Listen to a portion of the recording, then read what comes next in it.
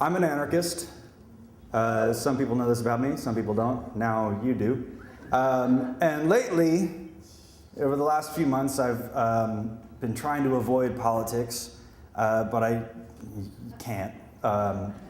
So I found myself thinking, how did I get to where I am now as a full-blown anarchist? And thinking about the theme for tonight, and thinking about possible stories, I realized that the roots of fundamental anarchism were sown very early in life. In Montgomery, Alabama, when I was about 5. It was Halloween, and I decided that I wanted to make my own costume. And so the skill set of a 5-year-old is pretty limited. Safety scissors, and that's about it.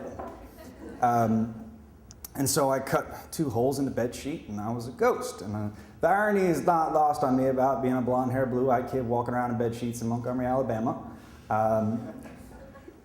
Not proud of it, but the intention was to be a spooky ghost. And so this is where I sort of solidified the concept of property rights, where I put the labor into my costume, and I went walking around and voluntarily exchanged the joy of seeing a little 5-year-old ghost for candy.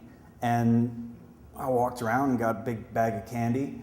And that's when I experienced tyranny for the first time. Or government, if you will, taxation, if you will. When I got home, and my parents, the tyrants, said, "Good job, look at all this that you got with the fruits of your labor. We're going to take 40% of it." And even as a young man, I remember thinking, well, that's bullshit. Like, you didn't put this costume on, you didn't walk around to go get, that's my candy.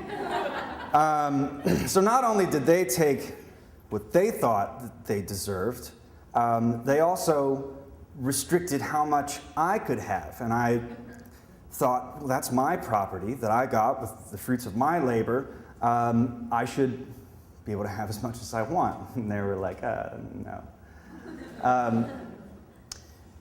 And so that's when I had my first thoughts of insurrection. So that night, in true anarchist form, I put on all my black clothing, and I got down on the floor to rise up against the government. And I crawled out of my bedroom, behind the couch. Mother Country was on the couch watching the news. I had like my own theme music going. I was watching some pretty violent commando movies at a very early age. So I learned a lot, And so I made it past the couch and into the kitchen. And it was like phase 1, complete. Climbed up on the counter, because I saw where the government had hidden my property. And I climbed up on the counter, and I could just barely reach the top of the fridge, and I got the bowl where my property was, and I seized my property back from the tyrannical government by the fistful. Now it's time for my escape.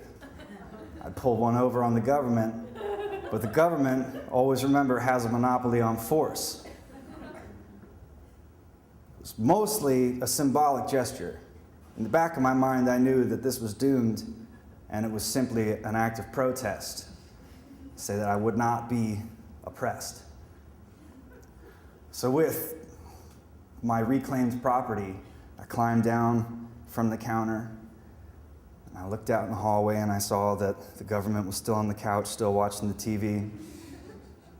And I got back down on my belly, and I started crawling, and I could see the glow from my room. Freedom was just feet away. But all of my glorious property was wrapped in plastic, which is noisy as fuck.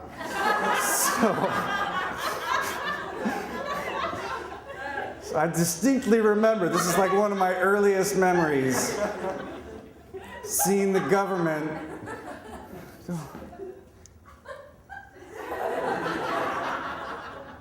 I looked up, and I sunk my head.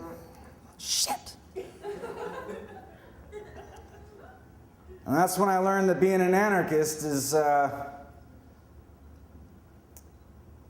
not with a bang, but with a whimper, something that you admit and think, man, it's just no getting around being oppressed.